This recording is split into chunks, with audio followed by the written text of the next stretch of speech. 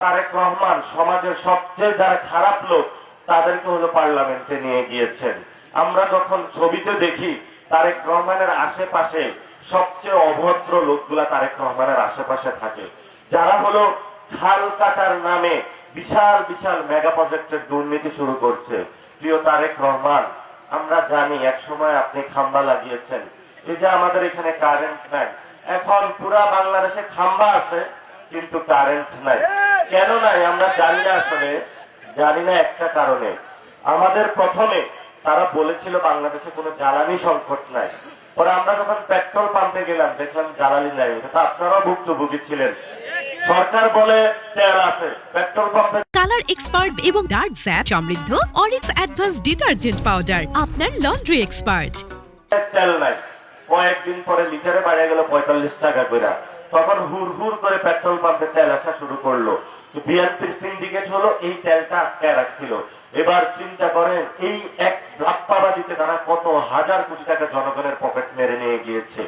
এখন আমরা এই জনগণের কথাগুলা বলি, এগুলা বলতে গেলে আমাদের উপরে হলো লাঠির আঘাত আসে। এই যে গতকালকে এখানে ছাত্রদলের পোলাপাইন বিভিন্ন জনে বলছে যে এখানে কাউকে নিয়ে কথা বলা যাবে না। তুমি সারাদিন মাদক ব্যবসা করো, চুরি, বাটপারি, দুর্নীতি, মেয়েদের ধর্ষণ করো, তো তোমার এগুলা যদি আমরা না বলি, ভালো কোনো আমল নামা আমাদেরকে দাও, তাহলে আমরা বলি যে ছাত্রদলের একটা ছেলে 5 ওয়াক্ত নামাজ পড়তেছে, ছাত্রদলের একটা ছেলে মানুষের বিপদ আপদে এগিয়ে যাচ্ছে, বিএনপির একটা ছেলে মানুষের হলো ব্যবসায়ীদেরকে ধমক দিচ্ছে না। তোমাদের যদি এমন ভালো জিনিস থাকতো তাহলে আমরা ভালো জিনিসগুলা বলতাম।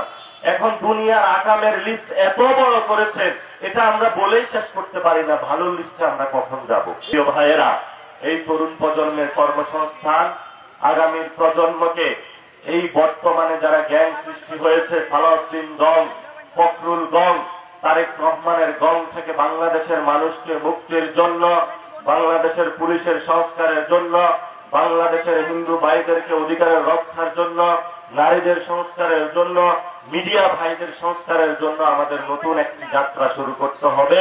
সেই যাত্রায় যদি বিএনপির ভাইয়েরা যদি বাধা হয়ে দাঁড়ায় তাহলে তীব্র লড়াই হবে, কিন্তু আমরা আমাদের আবু সাঈদের রক্তের সাথে বেঈমানি করব না।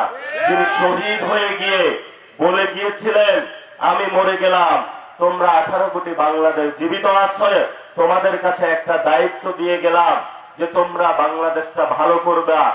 আর যেন কোনো সন্তান, ছাত্রদল, যুবদল এই কারণে চাকরি পাবে, এই ধরনের বাংলাদেশে কেউ কায়েম করতে না পারে, বাংলাদেশে কোনো কর্মসংস্থানের জায়গা থেকে তরুণদেরকে কেউ যাতে হতাশ করতে না পারে, এই আমানত দায়িত্ব আমরা তোমাদের কাছে দিয়ে গেলাম। আমরা সেই দায়িত্ব এবং আমানত পালন করতেছি। কালার এক্সপার্ট এবং ডার্ক স্যাপ সমৃদ্ধ অরিক্স অ্যাডভান্স ডিটারজেন্ট পাউডার, আপনার লন্ড্রি এক্সপার্ট।